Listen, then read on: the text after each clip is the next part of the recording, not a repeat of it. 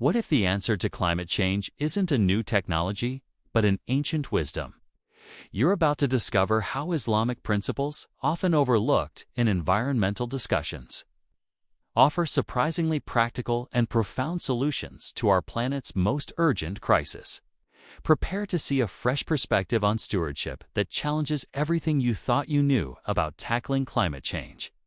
Every day, the headlines get more urgent. We see record-breaking heat waves, devastating floods, and dire warnings from scientists about the future of our planet. We're constantly told about new technologies, carbon taxes, and international agreements like the upcoming Global Climate Summit. And while these are important, let's be honest, do they feel like enough? We seem to be stuck, relying on technological fixes and political negotiations that often move at a snail's pace. It feels like we're patching a sinking ship without addressing the root cause of the leak. What if there's a missing link, a crucial dimension we've been ignoring? Many argue that the climate crisis isn't just a technical problem, it's a spiritual one. It's a crisis of values, of our relationship with the world around us. Without a fundamental shift in how we see our place on this planet, all the solar panels and electric cars in the world might not be enough. This is where an ancient faith offers a truly radical and timely perspective. Let's dive into the core of the Islamic ecological paradigm, starting with a concept called Tawhid.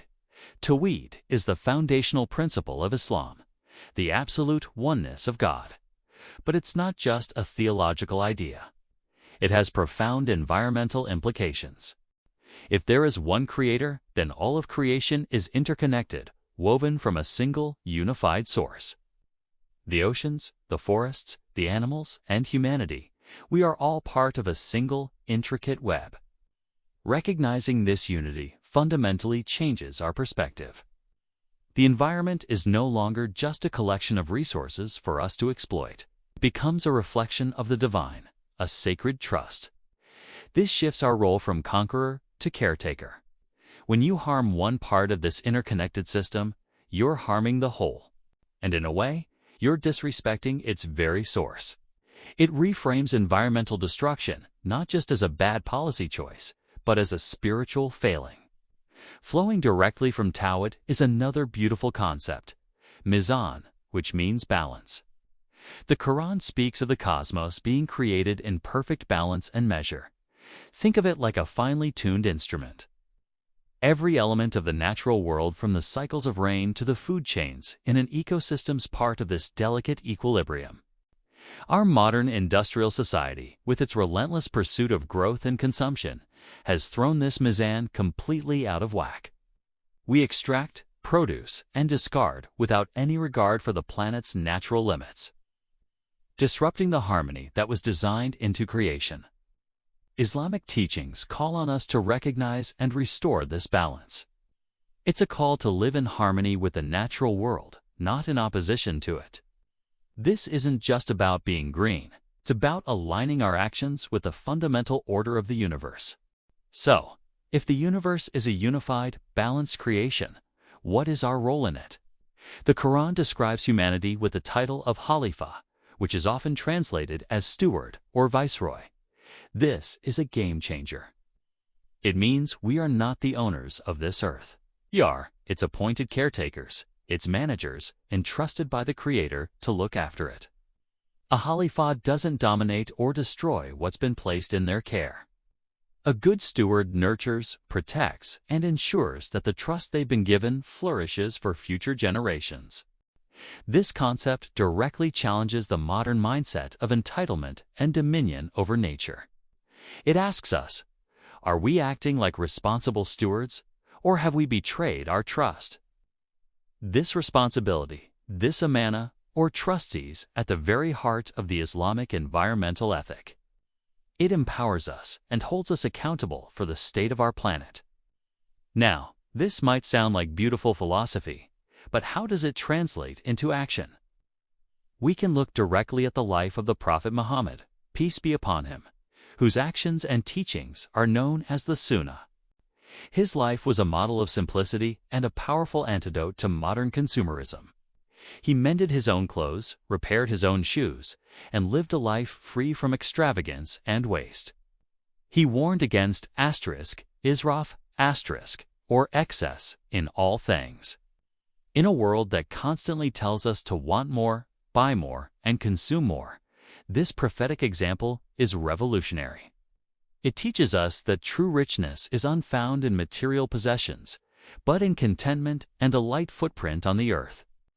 Imagine the collective impact if we all embraced this principle of conscious consumption, of asking, do I really need this? Before every purchase, let's talk about something we all use every day: water. Water is considered a precious gift in Islam. There are incredible examples from the Prophet's teachings about its conservation. He advised his companions to be mindful of water usage, even when performing wudu, the ritual ablution before prayer, and even if they were next to a flowing river. Think about that, conserving water even when it seems abundant. This instills a deep, constant awareness of our consumption. This isn't just a rule, it's a form of worship, a practical expression of gratitude for a vital resource. This mindset is desperately needed today, as clean water becomes increasingly scarce for millions around the world. The lesson is clear: every drop counts.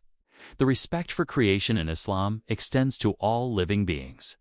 There are numerous sayings, or hadith, where the Prophet Muhammad emphasized kindness to animals.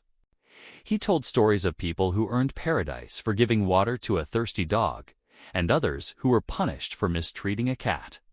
He forbade using animals for sport and instructed that if an animal must be used for food, it should be done with the least amount of suffering possible.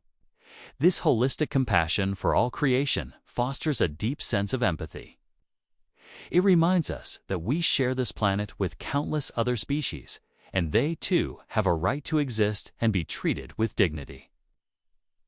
This is a far cry from the factory farming and habitat destruction that are so common today. It calls for a fundamental shift in our relationship with the animal kingdom. Beyond individual actions, Islam provides powerful institutional frameworks for collective environmental action. Take zakat, the obligatory annual charity. Traditionally, zakat is used to help the poor and needy. But contemporary Islamic scholars are increasingly arguing that its funds can and should be used for environmental projects. Why? Because environmental degradation disproportionately harms the poor. Funding initiatives like reforestation, clean water projects, or sustainable agriculture through zakat is a direct way to fight both poverty and climate change simultaneously. It's a brilliant fusion of social justice and environmental stewardship. Then there's the institution of wukaf, which is a charitable endowment. Throughout Islamic history, people have established wukafs to fund public goods in perpetuity, things like schools, hospitals, and public fountains. Now, imagine reviving this tradition for ecological good. We're already seeing modern examples of green wukafs where land is endowed for conservation, or funds are set up to support renewable energy projects or environmental education. A wukaf is a gift that keeps on giving, making it a perfect tool for long-term sustainable environmental protection. It allows a community to invest in the health of its planet for generations to come, creating a lasting legacy of care. And this is where it all comes together, at the community level.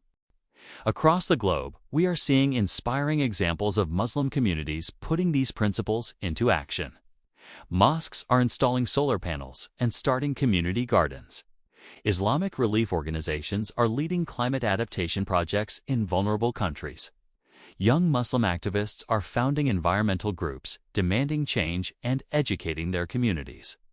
From Indonesia to the UK, people are realizing that their faith isn't just a private matter.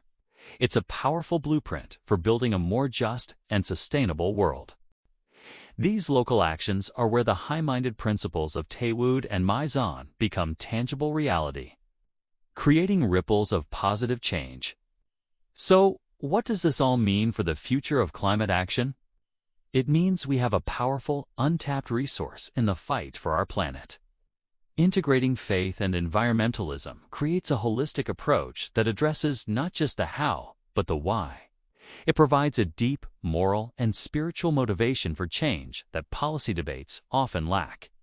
It speaks to the heart, not just the head.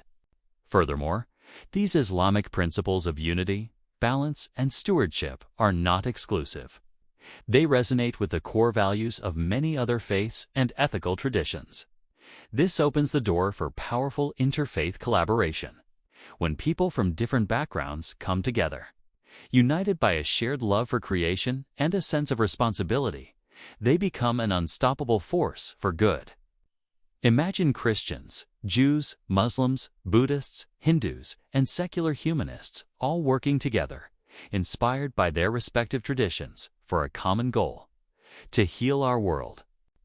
Ultimately, this ancient wisdom offers something that is often in short supply in the climate conversation: hope.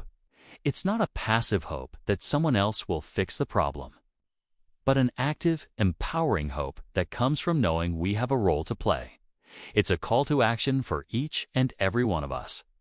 You don't have to be a scholar to practice simplicity, to conserve water, to be kind to animals, or to support community initiatives. By embodying these principles in our daily lives, we become living examples of the change we want to see. We become the stewards we were meant to be. Thank you so much for joining me on this journey. If this perspective resonated with you, please like this video, share it with someone who might find it interesting, and subscribe for more content that explores the intersection of ancient wisdom and modern challenges. Let's continue this conversation in the comments below.